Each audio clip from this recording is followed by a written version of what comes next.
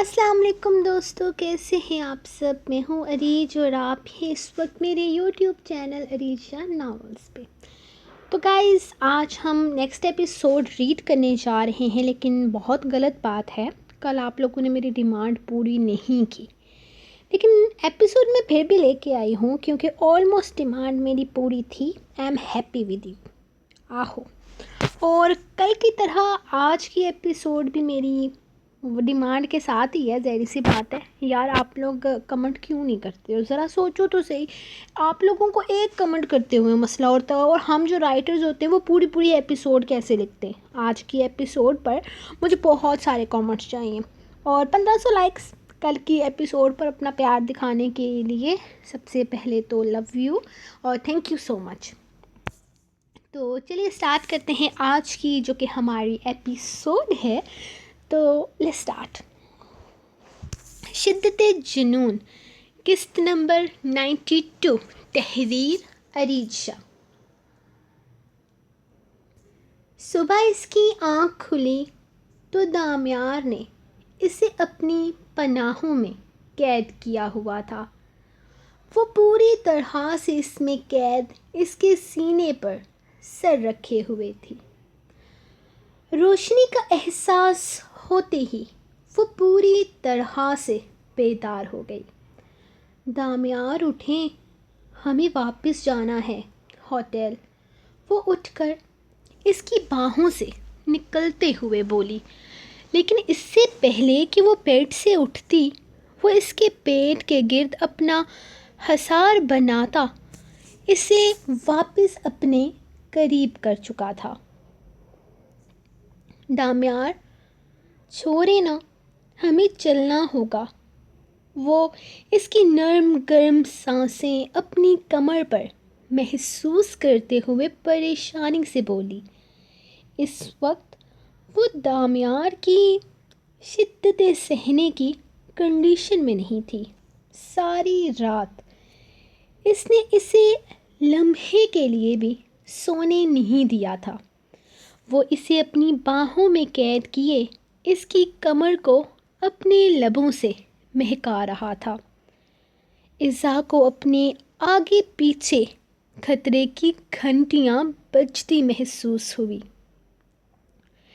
جبکہ اپنی گردن پر اسے اس کے گرم ہاتھوں کا لمس محسوس ہو رہا تھا۔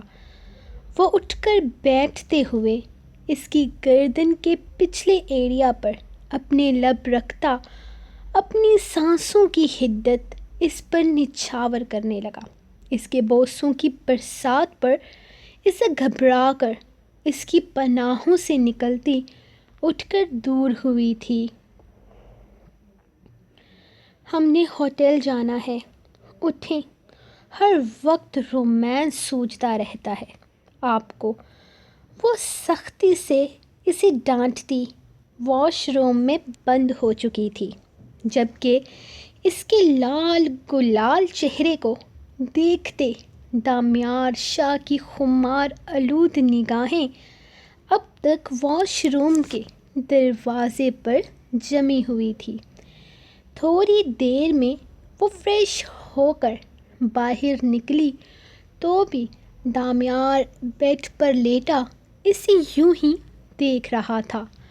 جب ایزا نے ایک نظر اسے گھورا اور پھر سختی سے اسے واش روم جانے کا اشارہ کیا تھا، وہ محبت پاش نگاہوں سے اس کے مہکتے نکھرے نازک سراپے کو دیکھتا اس کے حکم پر سر کو ہم دیتا واش روم کی طرف بڑھ گیا تھا، جبکہ اس کی اتنی فرم برداری پر منہ پر ہاتھ رکھ کر اسے کھلکھلا کر ہنسی تھی۔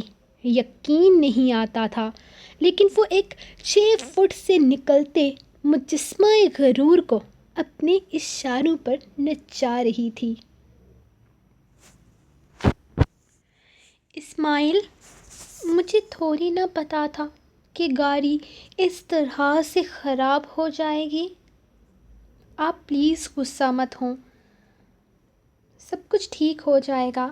وہ جیسے ہی پارکنگ ایریا کی طرف پہنچے تھے، اسے رانیہ کی آواز سنائی دی۔ وہ کافی پریشان لگ رہی تھی۔ دامیار، مجھے لگ رہا ہے کہ ان کے ساتھ کوئی مسئلہ ہو گیا ہے، عزا نے دامیار کو دیکھتے ہوئے کہا، اور مجھے لگتا ہے کہ ہم نے کسی کا ٹھیکہ نہیں لے رکھا۔ خبردار جو تم نے انہیں مدد کی آفر کی، چلو یہاں سے۔ وہ اسے چلنے کا اشارہ کرتے ہوئے بولا تھا۔ ان کی کھٹارا گاڑی ویسے بھی دور تک چلنے کے قابل نہیں تھی، کہاں دامیار کی چمچماتی گاڑی اور کہاں ان کی کوئی 5-6 سال پرانی گاڑی۔ ایکسکیوز می، آپ میرے خیال میں دیس پردیس ہوٹل میں ہی رہ رہے ہیں، پلیز کیا آپ ہمیں وہاں تک ڈراپ کر دیں گے؟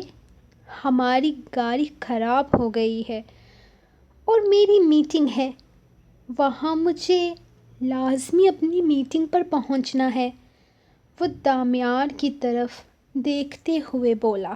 نہیں، دامیار بولنے ہی لگا تھا کہ عزا نے اس کا ہاتھ تھام کر اسے روک دیا۔ آف کورس، کیوں نہیں، آپ آئیے، ہم آپ کو ڈراپ کر دیں گے، پریشان ہونے کی ضرورت نہیں ہے، ہم بھی وہیں جا رہے ہیں، رانیہ کو جانتے ہیں ہم، عزا نے کہا تو اس آدمی نے ایک نظر پیچھے مڑ کر اپنی بیوی کو دیکھا تھا اور پھر سکون کا سانس لیتے ہوئے ان کے ساتھ گاڑی میں سوار ہوا۔ رانیہ نے بھی جلدی سے گاڑی میں سوار ہوتے ہوئے اس کے ساتھ جگہ بنائی تھی، جبکہ وہ عزا کو کچھ نہیں کہہ سکتا تھا۔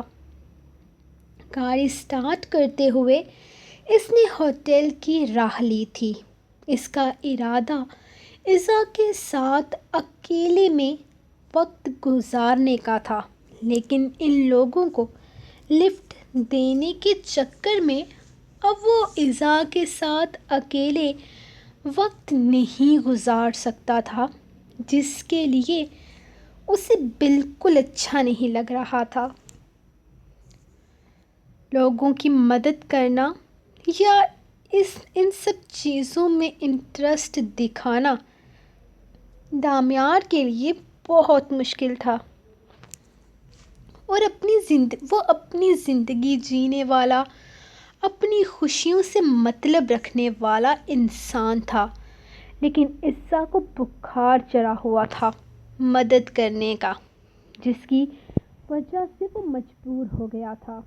Thank you so much mister Damyar Shah, آپ نے ہماری مدد کی، میں بہت زیادہ پریشان تھا، اگر میں آج میٹنگ پر نہیں پہنچتا تو مجھے بہت نقصان ہو سکتا تھا۔ آپ کی مسز نے کہا کہ آپ لوگ میری مسز کو جانتے ہیں۔ وہ پچھلی سیٹ پر بیٹھا دامیار سے مخاطب تھا۔ جی، ہم ایک ہی یونیورسٹی میں پڑھتے تھے، دامیار اور میں ایک ہی کلاس میں تھے۔ دامیار کے جواب نہ دینے پر اس نے خود ہی جواب دیا تھا۔ واؤ، یہ تو پھر اور اچھی بات ہو گئی، آپ کے بارے میں بہت سنا ہے، آرٹیکل پڑھے ہیں، سچ کہوں تو بزنس میں آپ کا میں ایک بہت بڑا فین ہوں۔ وہ کافی خوشی سے اس سے کہہ رہا تھا۔ عزا ان کی باتیں سن رہی تھی، جبکہ دامیار بالکل اگنور کر رہا تھا، جیسے کوئی واسطہ ہی نہ ہو ان لوگوں سے۔ ویسے آپ کیا کام کرتے ہیں؟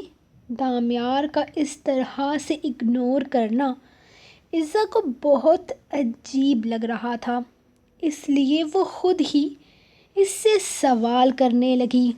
دامیار نے گھور کر ایک نظر اپنے ساتھ بیٹھی عزا کو دیکھا تھا۔ اسے اچھا نہ لگا تھا اس کا اس طرح کسی غیر مرد سے مخاطب ہونا۔ میں بھی ایک چھوٹا سا بزنس ہی کرتا ہوں، دامیار صاحب کی طرح تو نہیں، یہ تو بہت بڑے بزنس مین ہیں، ان کے ساتھ تو میں چنٹی برابر بھی نہیں ہوں۔ وہ جیسے اپنا مذاق اڑا رہا تھا۔ دامیار نے اب کی دفعہ بھی کوئی رسپانس نہ دیا تھا۔ لگتا ہے آپ کو زیادہ بات کرنا پسند نہیں ہے۔ اس کا مخاطب اب بھی دامیار تھا، جو اب تک اسے مکمل نظر انداز کیے ہوئے تھا۔ یہ ڈرائیونگ کے درمیان میں زیادہ بات نہیں کرتے، عزا نے جواب دیا، جبکہ گاڑی فل سپیڈ میں آگے بڑھاتے ہوئے وہ ان لوگوں کو تقریباً آدھے گھنٹے میں ہی ہوٹل پہنچا چکا تھا۔ عزا کے ساتھ لانگ ڈرائیو پر جانے کی خواہش ادھوری رہ گئی تھی۔ تھینک یو سو مچ دامیار صاحب، میں آپ کا یہ احسان نہیں بھولوں گا۔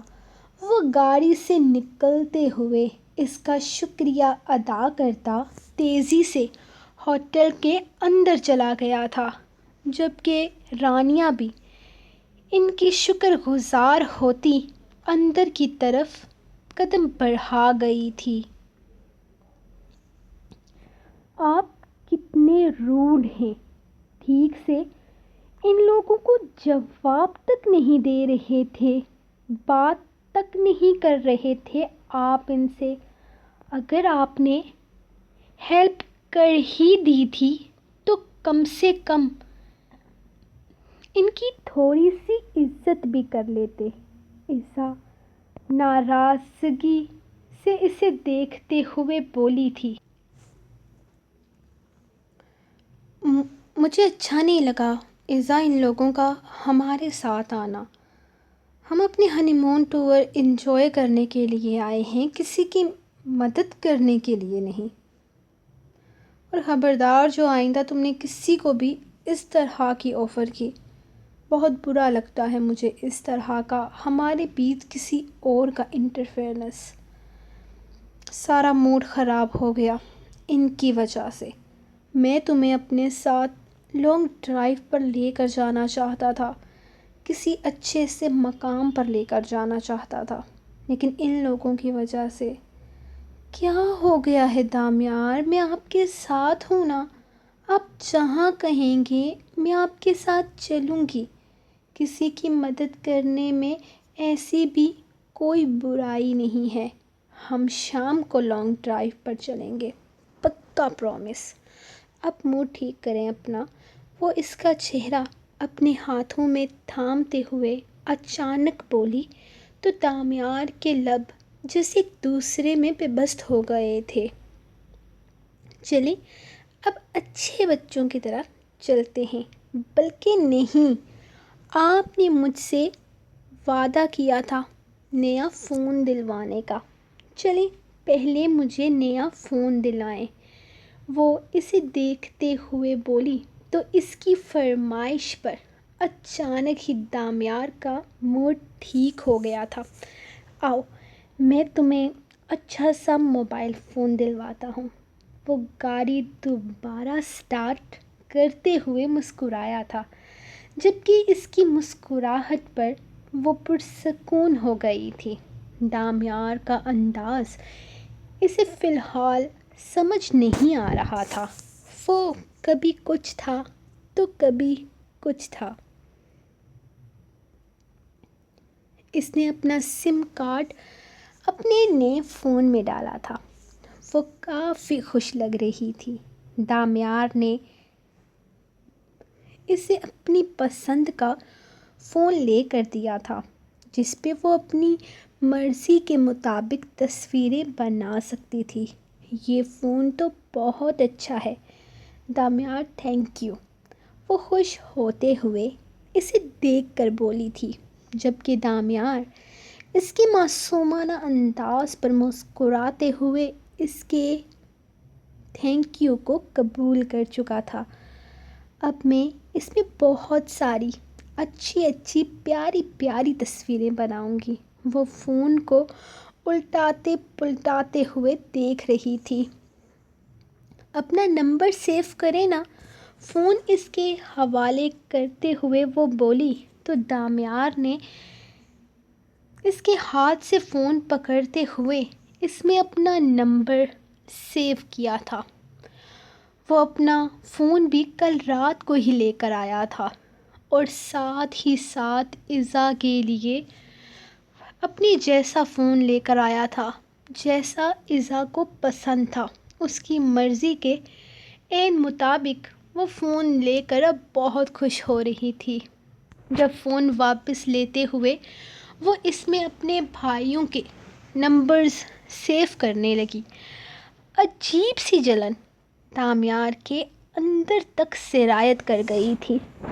یہ غلط تھا، بہت غلط تھا۔ یہ کیسے جذبات تھے اس کے جو اس کے بھائیوں کو لے کر بھی عجیب طرح کی جلن کا شکار ہو رہے تھے۔ وہ اس کے بھائی تھے، وہ اپنے بھائیوں سے پیار کرتی تھی، اس میں کچھ غلط نہیں تھا۔ اس نے اسے اتنا بھی محدود نہیں کرنا تھا۔ چھوڑو نا اس فون کو، کیا فضول میں نمبر سیونگ بھی لگ گئی ہو۔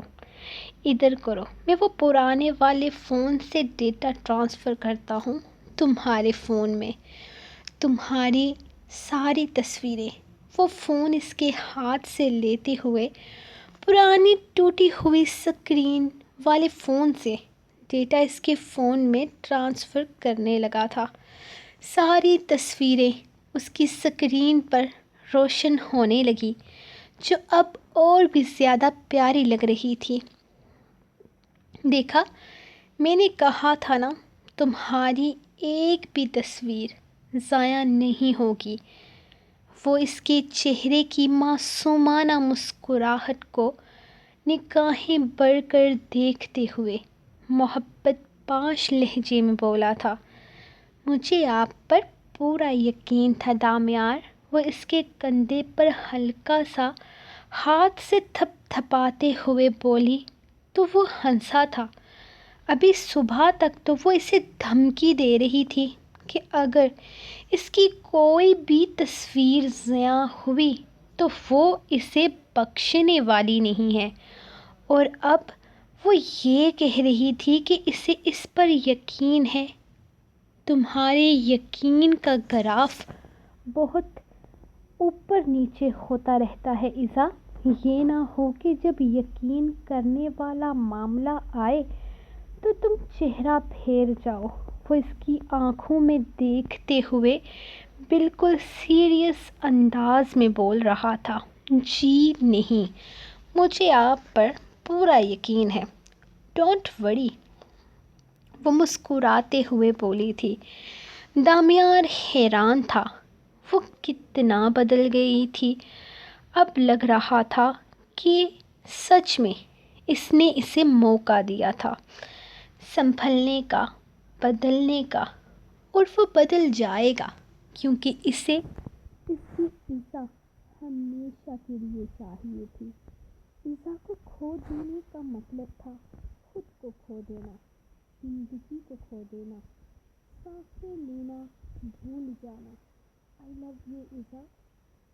وہ جو پوری طرح سے اپنے فون میں ڈوبی ہوئی تھی، اس کی آواز پر سر اٹھا کر اسے دیکھنے لگی۔ جواب میں کچھ نہیں کہا تھا، بس چہرے پر ہلکی سی سرخی کے ساتھ مسکرا کر وہ دوبارہ سے سر جھکا کر اپنے موبائل میں موجود تصویریں دیکھنے لگی۔ وہ تفکر سے مہمیز تھا، اس پر نگاہیں جمائے اپنی زندگی کی سب سے بڑی خوشی کو محسوس کرنے لگا۔ اس کی نگاہیں جیسے برسوں کی پیاس بجھا رہی تھی۔ اسے چیخ پڑ کے دیکھ کر جبکہ اس کی بے باک نگاہیں محسوس کرتی۔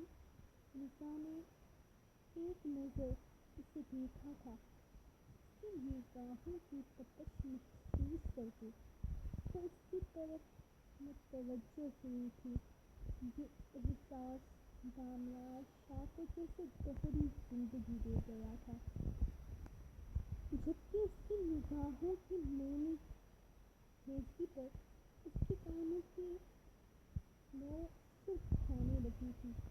جب دامیار نے اٹھ کر بیٹھتے ہوئے اس کا نازک سا وجود اپنے قریب کرتے ہوئے اس کو اپنے چٹانی وجود میں سمیٹا تھا، I love you so much، اس گردن میں منہ چھپاتا مدہوش کی خوشبو کو دیوانہ وار خود میں اتارتا وہ خمار آلود آواز میں بولا تھا، جبکہ اس کے لہجے کی خماری محسوس کرتی عزا کی سانسیں اٹکنے لگی تھی۔ اسے لگا تھا ابھی وہ حد سے گزر جائے گا، ابھی وہ اس پر اپنی ملکیت جتائے گا، اس پر اپنی شدتیں برساتے اس کی سانسیں تنگ کر دے گا، لیکن اس نے ایسا کچھ نہیں کیا تھا۔ بس وہ اسے خود میں لیے خود میں چھپائے ہوئے تھا۔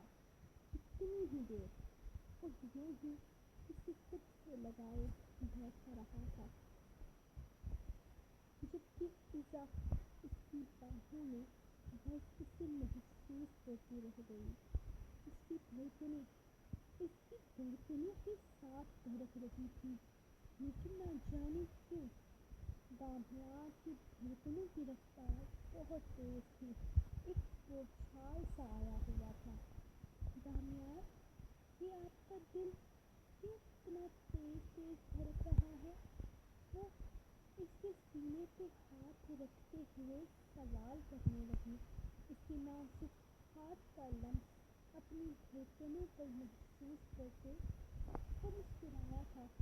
تم پاس ہو نا، اس لیے اس دل نے دھڑکنا سیکھا ہے نا ابھی، وہ جیسے اسے بجا دے رہا تھا۔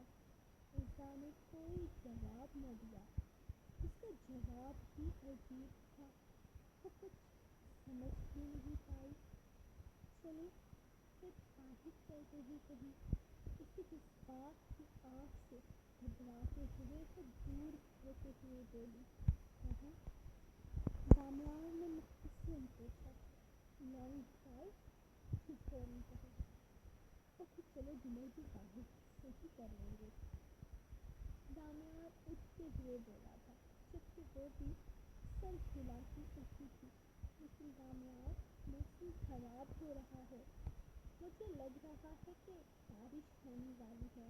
وہ دامیار کو دیکھتے ہوئے کہنے لگی، نہیں مجھے نہیں لگتا، کل اتنی بارش ہوئی ہے، ضروری نہیں کہ آج بھی ہو۔ چلو اب ہمیں یہاں وقت پر بات نہیں کرنی چاہیے۔ وہ اس کا ہاتھ تھامتے ہوئے اسے لیے باہر کی طرف چل دیا تھا۔ عزا نے چابی اوپر کمرے میں بھول آیا تو گاڑی کے پاس پہنچا ہی تھا کہ پریشانی سے کہنے لگا۔ عزا نے گھور کر اسے دیکھا تھا، ارے واہ، یہ تو کمال ہو گیا، چلیں پیدل چلتے ہیں۔ وہ منہ بنا کر بولی، لانگ ڈرائیو پر ہم پیدل جائیں گے؟ وہ حیرت سے پوچھنے لگا، اور نہیں تو کیا، چابی تو آپ اوپر بھول آئے ہیں تو ظاہر سی بات ہے اب پیدل ہی جانا پڑے گا نا، طنزیہ لہجے میں کہتی وہ بڑی معصوم لگ رہی تھی۔ اس کے پھولے پھولے گال دامیار شاہ کو گستاخیوں پر اکسا رہے تھے۔ چلو لے آتے ہیں، کتنا ٹائم لگے گا؟ وہ اسے اوپر روم میں چلنے کا اشارہ کر رہا تھا، جبکہ اس کی آنچ دیتی نگاہیں عزا کو اوپر کی طرف جانے نہیں دے رہی تھی۔ اس نے فوراً نفی میں سر ہلایا، میں یہیں رکوں گی، آپ جائیں چابی لے کر آئیں، وہ مزے سے بولی تھی۔ ایسا دونوں چلتے ہیں نا، تھوڑی دیر ریسٹ کریں گے، پھر سیڑھیاں اتریں گے۔ سیڑھیاں چڑھنا اترنا ہمارے لیے مشکل ہو جائے گا، اور دیکھو نا، تمہیں لفٹ بھی پسند نہیں ہے۔ وہ اسے دیکھتے ہوئے کہنے لگا تھا۔ عزا کو لفٹ میں جانا بالکل پسند نہیں تھا، کیونکہ اسے خوف آتا تھا کہ کہیں لفٹ خراب ہو گئی تو وہ اندر مر جائے گی، اور اس کو اپنی ایسی موت قبول نہیں تھی۔ تو اس نے صاف انکار کر دیا کہ وہ لفٹ میں نہیں جائے گی، جس کی وجہ سے دامیار اس کے ساتھ کبھی سیڑھیاں چڑھتا تو کبھی اترتا۔ اس نے ایک دفعہ بھی گلہ نہ کیا تھا، لیکن اب وہ کہہ رہا تھا، بالکل بھی نہیں دامیار شاہ، آپ جائیں گے، چابی لائیں گے اور فوراً سے واپس آئیں گے۔ ویسے بھی سیڑھیاں چڑھنا مشکل ہوتا ہے، اترنا بڑا آسان ہے، آزما کے دیکھ لیں آپ، میں یہیں رک کر آپ کا انتظار کرتی ہوں۔ وہ دانتوں کی نمائش کرتے ہوئے بولی تو دامیار نے منہ بنایا تھا، لیکن اس نے اس کے اس طرح سے منہ بنانے پر بھی کوئی رسپانس نہ دیا، تو مجبور ہو کر دامیار کو اوپر ہی جانا پڑ گیا تھا، جبکہ اس کے جاتے ہی وہ وہیں گاڑی کے قریب رک کر اس کے واپس آنے کا انتظار کرنے لگی تھی، جب تھوڑے فاصلے پر ایک آدمی تیزی سے چلتے ہوئے دوسرے آدمی سے ٹکرایا تھا۔ اس کے ٹکرانے کی وجہ سے وہ آدمی برے طریقے سے زمین پر گرا تھا۔ وہ پریشانی سے دور سے ہی اسے دیکھ رہی تھی۔ وہ رانیہ کا ہسبینڈ تھا۔ اسے اس طرح تکلیف میں دیکھ کر وہ آگے بڑھی تھی، جبکہ وہ بڑی مشکل سے اٹھ کر کھڑا ہوتا اپنے پیر کو دیکھ رہا تھا، جبکہ وہ دوسرا بندہ سوری کہتا تیزی سے آگے بڑھ چکا تھا۔ نہ جانے اسے کیا جلدی تھی۔ ارے آپ ٹھیک تو ہیں نا؟ لگتا ہے کافی زیادہ چوٹ لگی ہے آپ کے پیر میں، وہ اس کے پاس آتے ہوئے پریشانی سے کہنے لگی تھی، جبکہ اسے اپنے سامنے کھڑے دیکھ وہ ہلکا سا مسکرایا تھا۔ پیروں میں لڑکھڑاہٹ بہت واضح تھی، شاید وہ بہت زیادہ تکلیف میں تھا۔ ہاں چوٹ لگ گئی ہے، خیر کوئی بات نہیں، یہ ٹھیک ہو جائے گا۔ ایسی چوٹیں انسان کا کیا ہی بگاڑ سکتی ہیں، ٹھوکر لگتی رہنی چاہیے۔ وہ مسکراتے ہوئے بولا، لیکن بھائی مجھے لگتا ہے کہ آپ کو زیادہ چوٹ لگی ہے، آپ وہاں بینچ پر بیٹھ جائیں، عزا نے ہمدردی سے کہا۔ نہیں میں ٹھیک ہوں، دراصل میں اپنی بیوی کو بلانے جا رہا تھا اوپر، پلیز مجھ پر ایک اور احسان کریں گی، میری بیوی کو اوپر سے بلا دیں۔ آج ہمیں ہوٹل سے چیکنگ کرنی ہے، لیکن وہ چاہتی تھی کہ یہاں سے جانے سے پہلے ہم ڈنر کریں، لیکن وہ اوپر کمرے میں میرا ویٹ کر رہی ہے، پلیز آپ اسے بلا کر لے آئیں۔ وہ اسے دیکھتے ہوئے التجائی انداز میں بولا تھا۔ ہاں کیوں نہیں، میں جاتی ہوں۔ وہ اٹھ کر کھڑی ہوئی تھی، وہ مجبور انسان کی مدد کیوں نہ کرتی۔ آپ کو اکیلے اس طرح پہلی دفعہ دیکھا ہے، آپ کے ہسبینڈ کہاں ہیں؟ اس کے اٹھنے پر وہ سوال کرنے لگا۔ وہ اوپر گئے ہیں گاڑی کی چابی لانے کے لیے، وہ اسے دیکھتے ہوئے بتانے لگی تھی۔ یہ تو اور بھی اچھا ہو گیا، آپ ایسا کریں انہیں فون کریں اور کہیں کہ دروازے پر دستک دے کر میری بیوی کو نیچے آنے کے لیے کہہ دیں۔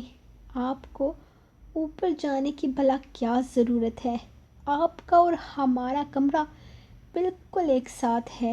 دراصل میں خود فون کر دیتا، لیکن میرا فون بھی اوپر کمرے میں رہ گیا ہے۔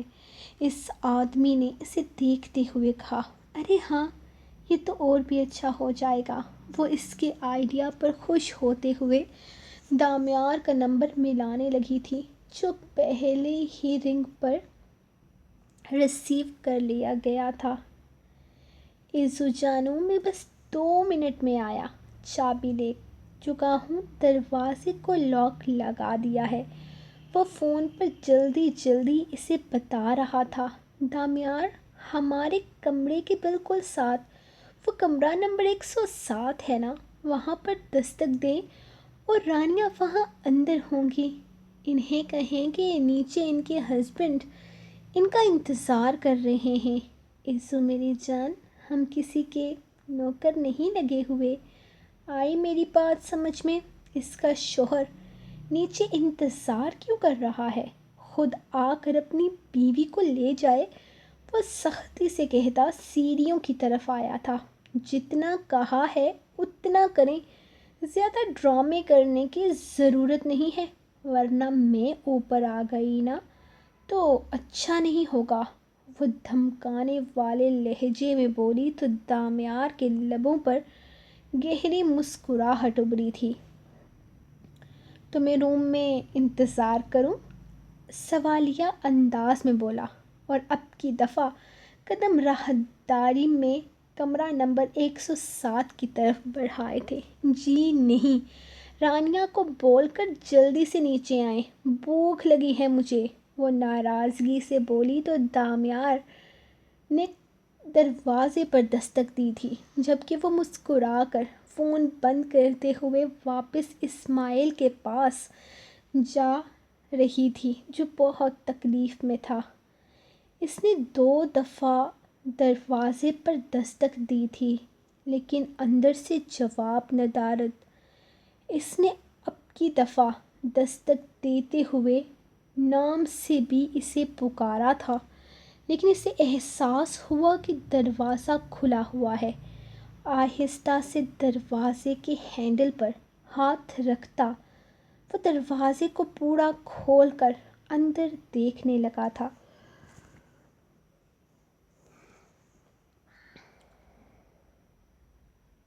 لیکن اندر تو کوئی بھی نہیں تھا۔ اس نے اندر کی طرف قدم رکھے تو سامنے واش روم سے وہ خود پر سلک کی بیڈ شیٹ اور برہنہ کندھوں کے ساتھ باہر نکلی تھی، اور اگلے ہی لمحے اسے دیکھ کر چیختے ہوئے وہ آگ دان کی طرف بڑھی تھی۔ وہ بری طرح سے بوکھلائی ہوئی تھی، چہرے پر گھبراہٹ واضح تھی۔ اس طرح کی نیم برہنہ حالت میں کسی غیر مرد کا کمرے میں داخل ہونا یقیناً اسے پریشان کر گیا تھا۔ دامیار خود بھی اچھا خاصا بوکھلا گیا تھا، لیکن اپنے آپ کو ہینڈل کرتے ہوئے وہ چہرہ دیوار کی طرف پھیر چکا تھا۔ ریئلی سوری رانیہ، نیچے تمہارا شوہر تمہارا انتظار کر رہا ہے، جلدی سے نیچے آ جاؤ، مجھے عزا کا فون آیا تھا۔ وہ چہرہ پھیرتے ہوئے تیزی سے کمرے سے نکلا تھا، جب اسے پیچھے سے چیخنے کی آواز سنائی دی، بچاؤ، بچاؤ دامیار، خدا کے لیے بچاؤ۔ اس کی چیخ و پکار کی آواز سن کر دامیار کے قدم جو تیزی سے سیڑھیوں کی طرف بڑھ رہے تھے رک گئے۔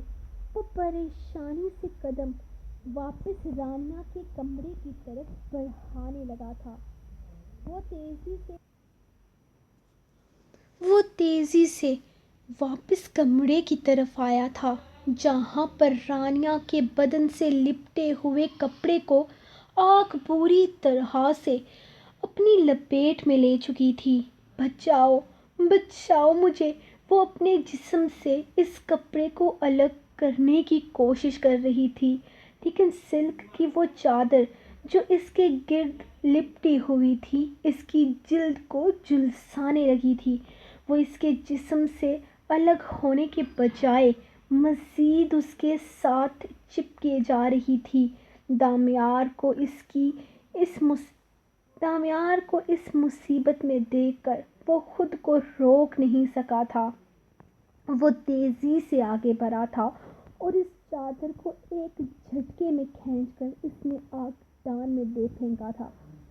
وہ اگلے ہی لمحے اپنا چہرہ پھیر لیا تھا۔ وہ تھر تھر کانپ رہی تھی۔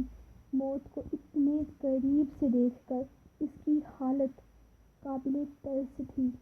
آگ پوری طرح سے اس کپڑے کو اپنی لپیٹ میں لیتی تھوڑی ہی دیر میں اپنے اندر نگل چکی تھی، جبکہ رانیہ گھبرائی ہوئی آگے پیچھے اپنے بدن کو ڈھکنے کے لیے کچھ تلاش کر رہی تھی۔ اچانک بارش شروع ہو جانے کی وجہ سے وہ دونوں پریشان ہو گئے تھے۔ اسماعیل آہستہ آہستہ چلتا اندر کی طرف ہوٹل میں آ گیا تھا، جبکہ ایزا بھی اس کے ساتھ ہوٹل کے اندر آ گئی تھی۔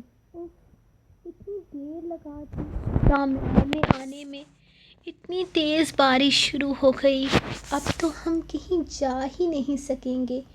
میں دامیار کو منع ہی کر دیتی ہوں کہیں چلنے سے، وہ سیڑھیوں کی طرف بڑھتے ہوئے بولی تھی، جبکہ اسماعیل بھی اس کے پیچھے پیچھے ہی آنے لگا تھا۔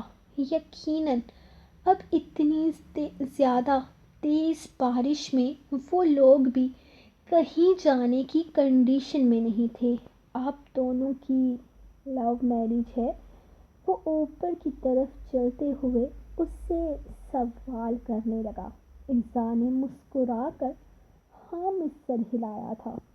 جس طرح دامیار اس کو پروٹیکٹ کرتا تھا، یقیناً سب لوگ ان کی شادی کو لو میرج ہی سمجھتے تھے۔ آپ لوگوں کی جوڑی بہت خوبصورت ہے، لیکن آپ اس سے بہت چھوٹی لگتی ہیں۔ میری بیوی بھی مجھ سے عمر میں کافی زیادہ چھوٹی ہے۔ ہماری ارینج میرج تھی۔ ایزا نے پوچھا نہیں تھا، لیکن پھر بھی وہ اسے بتانے لگا تھا۔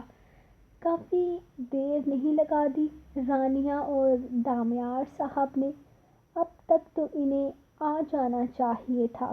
لگتا ہے وہ بارش کی وجہ سے نیچے نہیں آئے۔ وہ سیڑھیاں طے کرتے ہوئے کمرہ نمبر 106 کو دیکھ رہے تھے، جو باہر سے لاک تھا۔ آپ کے ہسبینڈ شاید رانیہ کو بلانے گئے تھے، وہیں پر ہوں گے، وہ کہتے ہوئے آگے بڑھنے لگا تھا۔ اس کے پیر کا درد یقیناً کم ہو چکا تھا، اب وہ لڑکھڑا کر نہیں چل رہا تھا۔ ایزا اب آہستہ آہستہ اس کے پیچھے ہی قدم اٹھانے لگی تھی، جبکہ کمرہ نمبر 107 کا دروازہ کھلا ہوا تھا۔ کمرے کے دروازے پر کھڑے وہ دونوں جیسے سکتے میں رہ گئے تھے۔ ایسا لگا تھا جیسے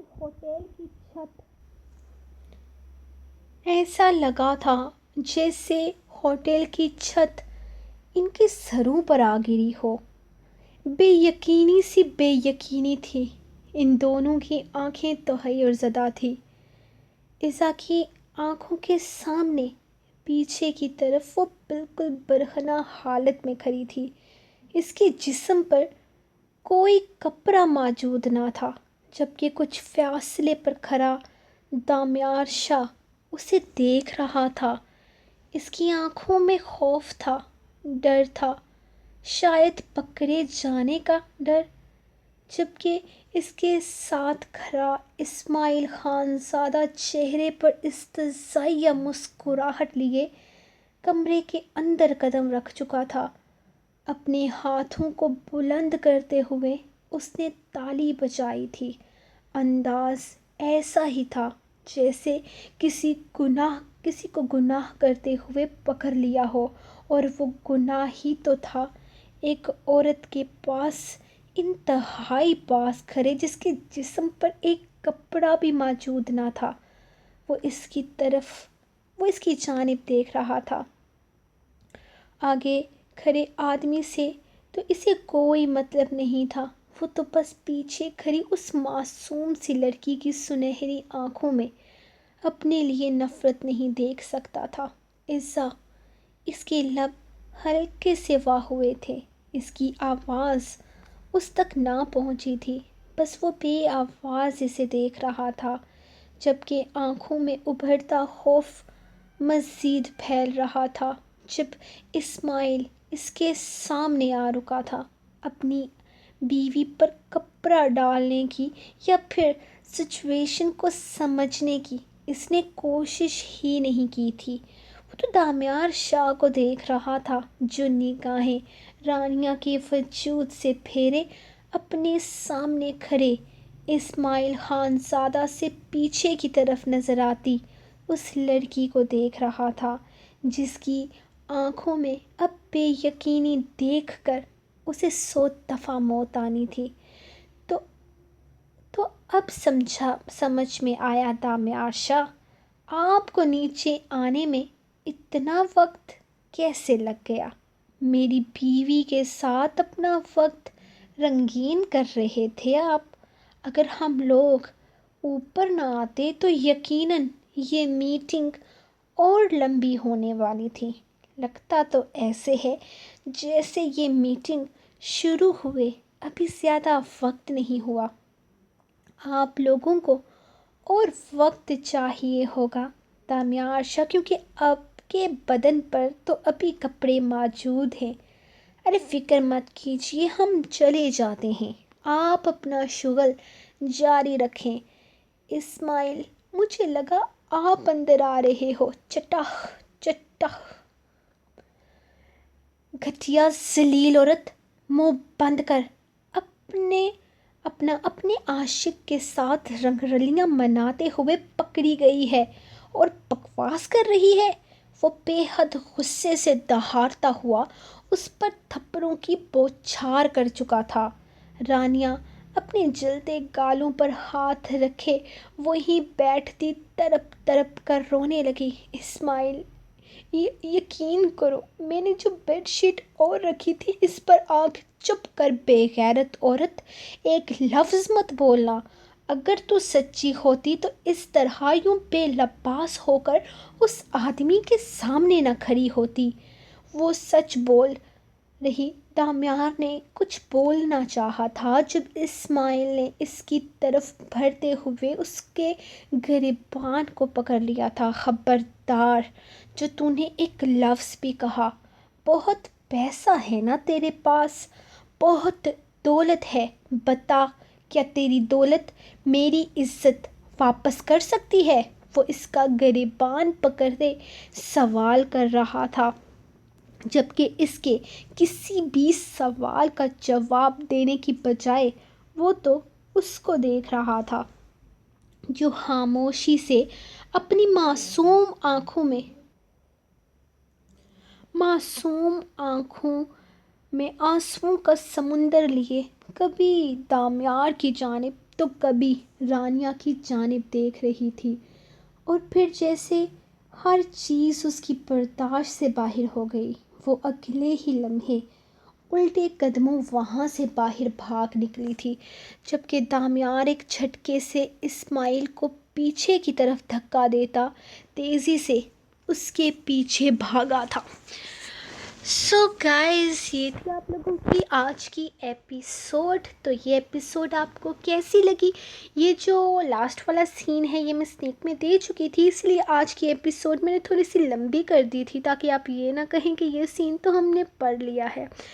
تو آپ کو آج کی ایپیسوڈ کیسی لگی؟ آپ مجھے کمنٹ سیکشن میں اپنی رائے کا اظہار کریں یار، ایک دو لفظ ہی لکھیں پر لکھ دیا کریں کچھ نہ کچھ، آپ کی رائٹر کی حوصلہ افزائی ہوتی ہے، اور وہ ایک انسان کوشش کرتا ہے اپنی کیپیسٹی سے زیادہ لکھنے کی۔ تو لوگوں کے لیے گڈ نیوز بھی ہے، میرے انکل آ رہے ہیں، ویسے آپ لوگوں کے لیے تو نہیں ہے، میرے لیے، میرے فیوریٹ انکل آ رہے ہیں، تو میرا تو ان کے ساتھ بہت اچھا مزے والا وقت گزرنے والا ہے. تو 27 تاریخ کو آئیں گے اور پورا رمضان وہ ہمارے ساتھ رہیں گے. تو یار بزی بھی ہونے والی ہوں میں بہت زیادہ، لیکن پھر بھی میں کوشش کروں گی کہ چھوٹی دوں لمبی دوں، لیکن ایپیسوڈ میں آپ کو لازمی دوں. تو باقی آپ لوگ جلدی سے لائک کر دیں اور کمنٹ لازمی کیجیے گا. تو میں ملوں گی آپ کو کل نیکسٹ ایپیسوڈ کے ساتھ. تب تک کے لیے اپنی رائٹر کو دے اجازت اور دعاؤں میں یاد رکھیں.